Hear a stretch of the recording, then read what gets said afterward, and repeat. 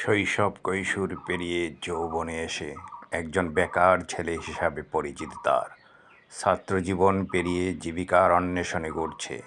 কাজ চাই কাজ, কর্মবিনিয়োগ বন্ধ, খবরের কাগজে ছাপা হয় চটকল পাটকল টি গার্ডেন বন্ধ, রাষ্ট্রায়ত্ত সংস্থার বেসরকারীকরণ।